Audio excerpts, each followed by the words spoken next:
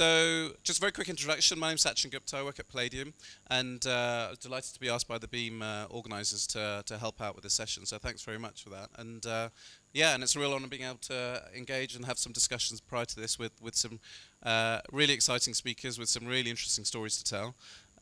So, just as a bit of prelude, and we'll crack on, this apparently is a very heavily subscribed session, so it's fantastic to see so many people here. And one of the things I'd love to find out a little bit more about, and then that'll help us structure the Q&A, is just to get your thoughts on actually what was of such great interest. Why did you pick this session out of the other ones that are available? Whether you have any expectations around what you want to get out of the session or any kind of issues you'd like to raise.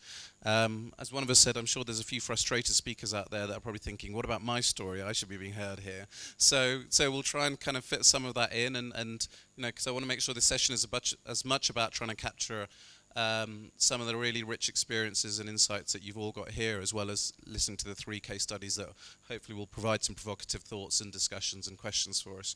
So can I ask one thing? Could you just take one sheet of paper on each table and maybe just circulate it, and if anyone's got anything that they want to scribble on there, abusive or not, about why they chose a session, what's of interest to them, or what they want to get out of it. And maybe someone will just come around when you've finished and then feed them back to me. And I'd love to try and just kind of synthesize that, and then kind of we'll use that to reflect on the Q&A session after the presentations. Is that okay? So brilliant. So without much further ado, I'd like to ask David, and if you could introduce yourself as well first, and then crack on with our first case study. So I will try and not take too many circuitous journeys and try and stick to the point. So I'm David Elliott. I'm a director of the Springfield Center. I'm presenting an experience on Mshwari. It's not an experience that I've been implementing. I have my research hat on, going to look and experience that FSD Kenya have been working with, and I'm presenting that back to you today. We talk about adaptive programming, so of course we've already got fixed presentations, so I'll adapt in just 3 ways. Jim Tambon called for more better examples, which have some basis and foundation for them. Jim, I hope this is one. Patricia called for evidence. This is written up by an independent author, me. So hopefully that might meet her needs. And Stuart made a point earlier, which I thought was valid, which is pilot to scale is not the same thing as scaling pilots.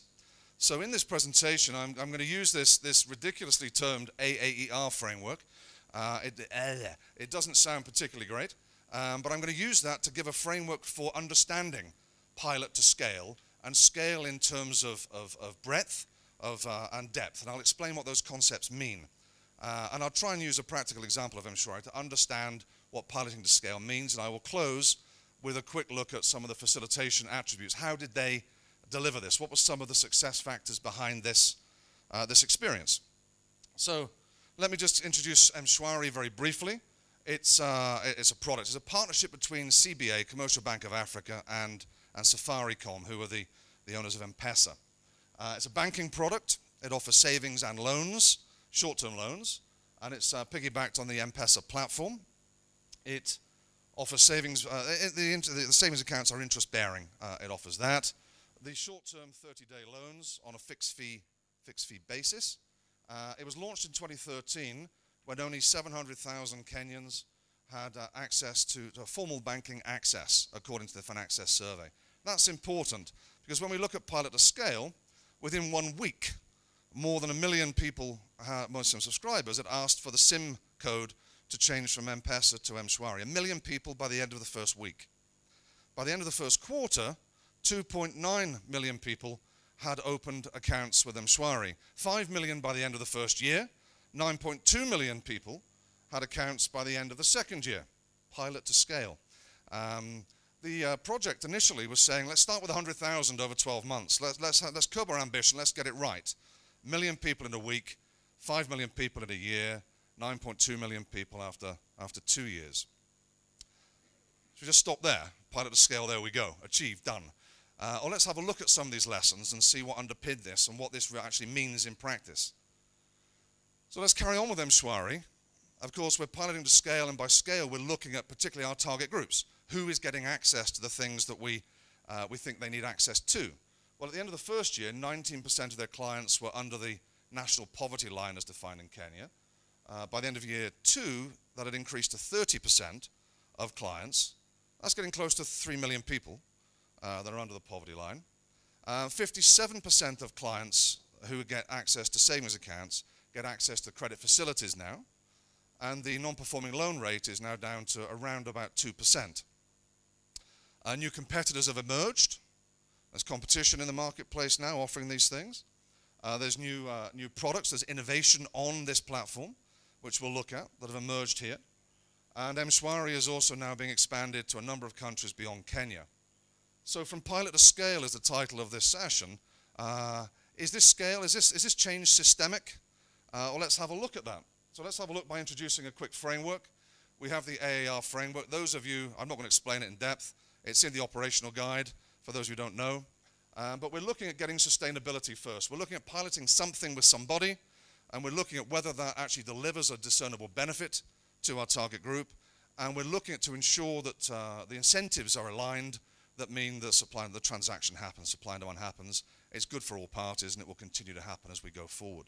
So we're looking at that, and we're looking at that in the sort of piloting phase, trying something new with somebody, and looking at the efficacy of that in different aspects. We also then, if it's good and wholesome, etc., we want to then, one would expect it to get to scale. And scale, of course, is a relative thing. It's a contextual thing. And we should be looking at what that scale means in advance and seeing whether or not we're achieving it. And we're looking at scale expand in terms of the proportion of people that we think this innovation is relevant to, and how penetrative are we getting with that. And also the nature of the market system. How do we think? Is it a market system with hundreds of competitors, 5 competitors, 1 big government? So we need to be looking at the nature of the market system and what getting to scale means. And once it gets to scale and gets normalized in a market system, you would expect other things to happen. Once something is normalized, you'd expect that to create other opportunities or threats in other parts of the market system, not in the core. So you'd expect to see something here. And that's more what we do, the crowding in phase, but we have the scale in terms of expand, more people getting more things. And as a result of that, when we get to a degree of normalization, you'd expect that in itself to lead to a range of other changes. So that's in effect the framework, just walking through that with the experience. In the adopt phase, we want to test something, we want to test the ownership of the individual and the efficacy of this on the target group. So some key things that might give us some sense of ownership, some sense of it, is relative investments. So CBA invested around about $14 million in this relative to 650,000 overall by FSD Kenya. Just gives a slight sense of ownership. The return on this, commercial return for CBA, they broke even in 11 months operationally, and within, I think it was within 17 months, they broke even from their initial investment as well. So it now contributes 19% of net profits of the CBA banking group. And in terms of, is it good for them? Well, certainly. Is it good for our target group? 19% of the poorest have access in the first year. And 1 million people or so got access in the first week. Thinking then about the soft side, if you like, of some of the indicators of fostering ownership. How did that happen? Well, it was very much led by CBA and supported by, nurtured by, nudged by FSDK staff and advisors who were embedded in the teams in a supporting role. And FSDK were an active investor, a social venture capitalist, if you like. There's lots of iterative points where they were jointly reviewing whether it was working for both parties. There was a comment, I think, that the key guy at CBA said that if we don't do what FSDK want, they'll be the first ones to tell us and the first ones to leave. So the clarity of mutual purpose was very strong here. The partnership was very strong and meaningful here. So we get into adopt. Lots of people get something which we think has a material benefit. CBA are benefiting from this themselves. Strong sense of ownership and sustainability emerging here. But we want to test that a little bit more. Once we withdraw our teams and they have this product, do they continue to do something with it? Do they adapt it in some way? Well, yes, they did. When they started, they had telecoms data, which they put predictive credit scorecards on. As soon as you start launching the product, you then have real clients coming in and allows you to transition that scorecard from anticipated to observed outcomes. So that develops your scorecard as you go through. So they were doing that themselves, and that led to a significant reduction in default rate from anticipated to observed, and how do we strengthen and improve things. without any negative impact on client growth. Client growth continued, as I showed you earlier. They also looked at another aspect, that over time, the existing clients they may have borrowed once but don't borrow again. They may have had a facility offered to them but they didn't take the loan. So they wanted then to look into their existing client base and seek to stimulate greater responses. So they took a behavioral economics approach where FSDK did advise them on some of the methods they might use to do segmentation analysis. They started doing text messaging, different types of text messages to control groups and treatment groups, and looked at, do messages have an impact on behavior? And if so, what kind of messages have an impact on behavior? I can't tell you what they are because they're commercially proprietary, but they're all within 140 characters in a text message thing, so succinct speaking, unlike me, I suspect. They did stimulate responses, 95% higher response rates. Those practices are now embedded within the organization. They do this themselves on a regularized basis to try and stimulate behavior of existing clients. So in the pilot phase, if you like, the pilot itself was at scale. The pilot got to scale in terms of the numbers of people. But that's not scale that we're looking at in terms of systemic change. This is only one part of it. Sustainability is the platform upon which scale can be built. And sustainability of this one player with this one product was pretty strong at this stage for all the reasons I've just gone through. So let's have a look at Expand. In Expand here, I mentioned that we wanted to look at the penetration of this product to the target group. Well, 60% of those that were applying were being rejected for loans. So the majority are being rejected for loans. And of course, we learn nothing about the rejected majority. And the rejected majority are discernibly poorer than those that are getting access. So FSDK went to them and said, look, can we work, surely some of the 60% may be viable for you as clients going forward. Maybe not all of them, but some of them. Shall we look at that together? And CBA said, we're quite happy making the margins we're making. Well, not sure. But there was enough sense of moral duty having got into this process to want to look at it. So they structured a deal using a credit guarantee scheme to go and start lending, segmenting and lending to these different 60% and seeing which of those 60%, if any, could be brought into the net. And that led to about 1 million more people of discernibly poorer backgrounds. What do I mean by that? That's tangible. The average monthly credit balances on their M-Pesa accounts for those that were getting already access was about $10 a month. The average balance on M-Pesa accounts for this 1 million and more people was about $1 a month. That's the kind of difference that we're talking about. And those that know Kenya would know that people with $1 a month are pretty damn poor. But it was more than that. In learning about the 60% rejected majority, in learning about that, not only did 1 million more people get access, the credit scorecard, if you like, was developed and improved based on learning about the poor. And that had material impacts on the overall product. From 42 to 57% of clients are now getting access to the loan facilities across the whole portfolio. The default rate reduced by 50%, from around about 4.5% to 2%, as a result of learning more about the unbanked, if you like. The overall product and efficacy of that improved considerably. So not only did CBA seek to penetrate downstream, others, of course, came in. They had a 2-year exclusive agreement with Safaricom.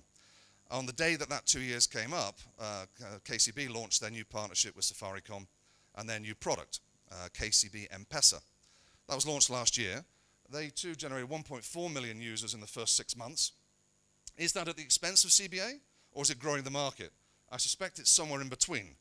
On the day in July after this March, I was sat with a CBA representative who on his mobile phone told me the day before how many new clients signed up to M-Shwari and how many loans were dispersed. And on that single day, in July, 3 or 4 months after competition emerged, 9,000 clients that day, new clients signed up, and 67,000 loans were dispersed.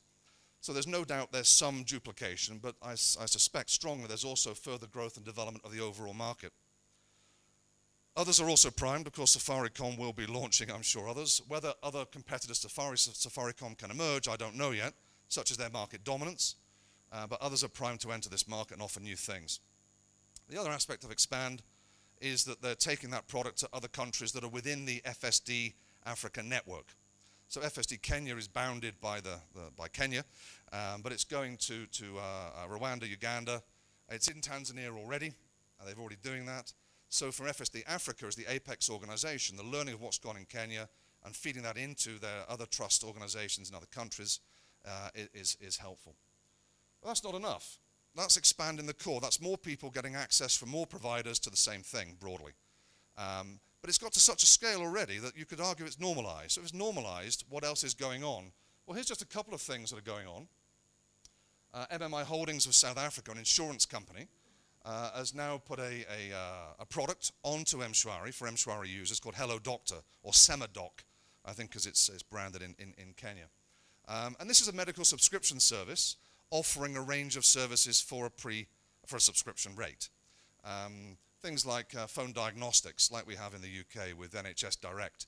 You can phone and speak to a doctor who will go through heuristics and try and diagnose the problem that you have. If a prescription is warranted, you can get prescription through SMS. And if you are admitted as an inpatient to a hospital, you get a certain cash amount for that. And they're targeting specifically smaller towns. Smaller towns because Nairobi is pretty well connected and served, but smaller towns are not.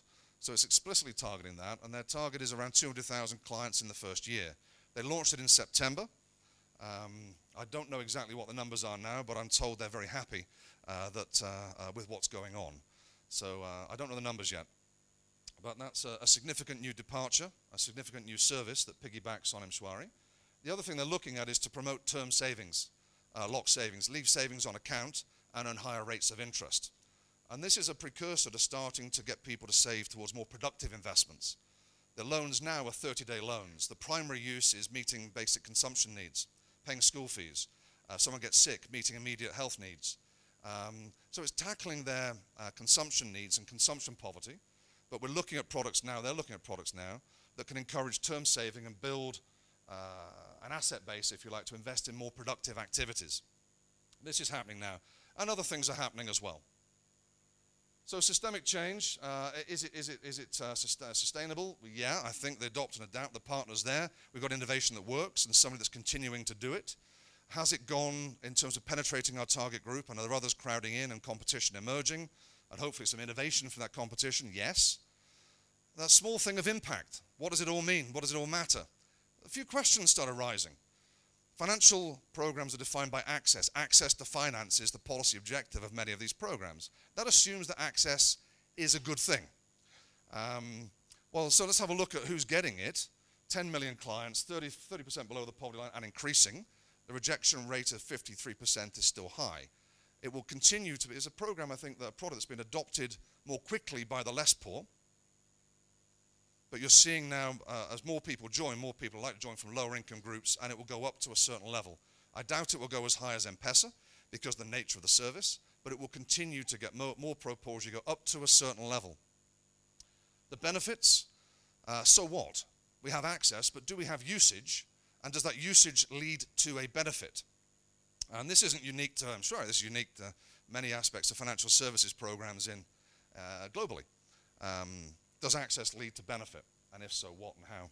And so there is evidence that FSDK have got, empirical evidence, on M-Pesa, looking at the consumption impacts of M-Pesa, and how consumption smoothing is far stronger for those that had access to it compared to those that don't, which allows people to smooth their consumption, which means they don't drop in and out of poverty all the time. They can continue to go on a more equal pathway. Mshwari builds on that and follows that, and the primary use of it is still meeting basic consumption needs. So it's plausible at this stage that some of the impacts will follow those that are of M-Pesa, but at the moment it's anecdotal. There isn't any evidence of the benefit that people get from access to 30-day short-term loans, or the access to able to build their savings and what might they do with them later. So on benefits is a bit questionable. How do they bring it about? Sure, how do they bring it about? Well, diagnostics were key. Understanding the poor and their money. They gave, there was a lunch, a dinner, they gave the product developer of the bank a copy of the portfolios of the poor, and said, you need to know about these people, read it, and if you're interested, talk to me later. He read it and said, Christ, I don't know anything about these people, but maybe you do. Can we partner with you to learn a bit more about them? So this was a first principles approach to product development, responding to the Financial Diaries, the Portfolios of the Poor book. Vision, mutuality of purpose, vision at the partnership level about what we will do and what you will do. The partnership itself, clarity of roles of what we bring, what you bring, and how we structure that in certain ways. The modalities, yes, there's a legal framework, there's non-disclosure agreements. That was all peripheral, really. It was about the partnership that was driving the effectiveness of the way in which they worked. Instruments changed as they went through, from market research, but of different types at different levels, into financial guarantee instruments. So a range of different instruments applied at different times to meet different needs. The measurement process was pretty strong.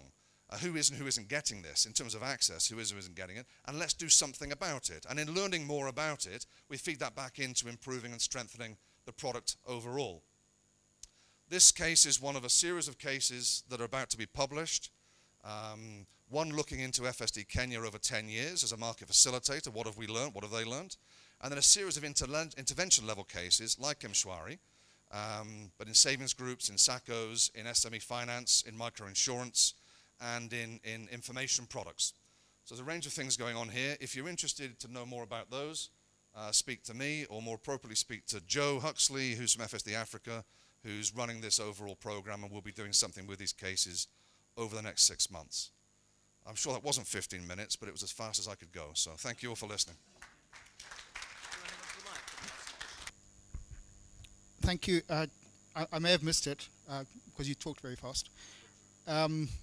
But in the expand phase, did FSD play any role in working with the competition to bring them on board, or was the relationship with the original bank, would that have been seen as a betrayal maybe, that you're going with the competition?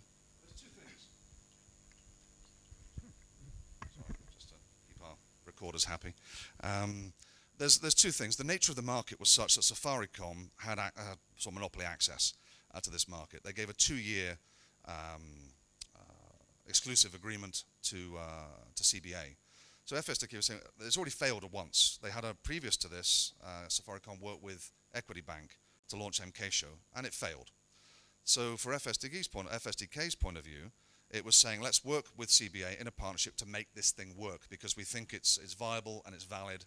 And we've learned, so their first thing was to learn from the failure of M-KShow, what went wrong. They also recognize that if we get it right with CBA, Safaricom being Safaricom, very commercially minded, would launch new agency agreements with new market entrants. So they felt they didn't have to do anything to stimulate that. Safaricom would just open up to others as they went through. That's the main headline. They didn't need to do anything else, and it happened as planned, as anticipated. Where there was a discussion was around the real innovation. The real innovation was in the credit scorecard, in taking telco data and projecting that onto financial services behavior. And that was the intellectual property, really, that FSDK were helping CBA to build. That was a key part of it. And that was covered by a non-disclosure agreement. So FSDK could not and would not work with suppliers to replicate that. They couldn't talk about that openly. Shows that they didn't need to, actually, because others were pretty able of doing their own thing. So it could have been an issue in another case, certainly could have been. And they say that they could work with others, and they say to me they could, but they didn't. But arguably they didn't have to. So it's kind of a circular argument. We could have done, but you didn't. No, but we could have done. We didn't need to. It's happened anyway. In other examples, in other cases, yeah, they have worked with competitors. They have done other things. They have stimulated expand directly. We have a quick question, Stuart. You probably know that CBA is owned by the President of Kenya, as is Brookside Milk Industry, owned by the President of Kenya. Both companies have had spectacular growth and are great examples of scale. I wonder whether there's another dynamic that you're not addressing here.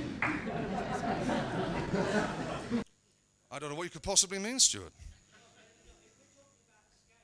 I almost think that we might need to start talking a little bit about some of the context around these things wherein scaling happens, and I think it's something to do with an enablement. And I don't mean my question to be cynical, it's just I think there is another element behind this, which is beyond Mshwari and the product, which is about political enablement? I'd answer two ways. I think this is a technical response to to a demand side analysis, if you like. I think it's genuinely that. There's been no that I can see any sort of political interference in anything like this. Where I would see there's an issue is the market dominance of Safaricom, where, was it 35% of that is owned by the government of Kenya still. And that is becoming a problem. That is something which FSDK, it's not covered by these cases, it's touched on a little bit in the headline case. FSDK were instrumental in getting M-Pesa established in the first place, through getting regulatory approval to allow agents to be part of the banking network. And they've continued to see it get to scale. Once they saw it getting to that degree of market dominance, all their efforts have been on trying to curb that monopoly behavior of Safaricom and trying to get others involved in this. And that's been held up in the courts for some time. It will go through, I'm sure, fairly shortly. But actually, it'll probably all be washed away through this new technology that's coming in called the switch, which will allow interbank trading, etc., which will increasingly make M-Pesa marginal, because it's far cheaper than the transaction cost of M-Pesa. So I don't think there's government issues in this case, but I think you could look at government issues in the broader structure of the telecom sector, possibly. But that's beyond my understanding and remit, obviously. I think we're going to Hi, James. Procedural origin of this project, in other words, whether a donor involved, who had to approve, who had to research, who had to make the pre-investment analysis, all this. I can see your five things, and I forget the names, but the first two are important. So how did this project get off the ground? Sure. The FSD Kenya have been working as FSD Kenya formally since 2005, but David Ferrand and some of his other colleagues who are part of it have been working there since the 90s. They were just called something else then. So they had a lot of reputation, a lot of understanding, a lot of connections in the financial services sector. They had, precursor to this, there were two attempts to get a kind of mobile banking, digital banking platform that FSDK were involved with. M-Kesho it wasn't involved with directly, but it did go in and do a learning from failure study and say, why did they fail? They also tried it themselves with a different partner, and that failed as well. It didn't get commercial backing. So they had a lot of ideas and understanding about this, and they explicitly researched why it failed. What they were then looking for was a conversation with somebody who was interested to know about this. And this is where, up close and personal, I think that came through in your presentation. You make your own luck. And David had a dinner party with Mike Bristow, who was on the board of CBA. And CBA with Mike Bristow was saying, look, we have this 2-year agreement, if you like. We have an opportunity with Safaricom to do this, but we're a commercial bank. We're not a retail bank. So we've talked about it internally. We probably want to do something with it, but we don't really know what to do.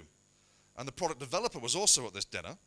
And as I mentioned briefly earlier, he said, we don't know about the poor. We're not a retail bank. We've no idea. So that's when David put out of his bag the Financial Diaries of the Poor and said, well, start by reading that, Eric. Eric read that and came back and said two things. One, I now know what I don't know, and it's everything. And two, I think you as FSD Kenya might know something about this. So can we work with you to help us understand the target group for which we're developing a product? So I use that term first principles approach. So a lot of the investment that CBA made was in understanding that demand side, understanding that target market, and developing the kind of systems and branding and marketing and service support that would be needed to make that product work. FSDK's role at that stage was making its research available to it more broadly, and was advising on research methods and things that CBA might use to understand its target market better. Once they'd done all that and they were ready to launch, it then changed into embedding staff to help build the credit scorecard on telco data, which hadn't been done globally before. So this was sourcing an international expert who they felt could do this kind of thing at that time. So that's where their kind of support went in at that stage, and then the support changed over time to the segmentation analysis and then impact assessment stuff. But that's how it started, James.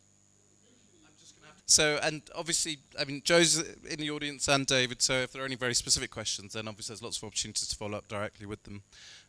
But just, Collins, could you introduce yourself and another fascinating case study, and then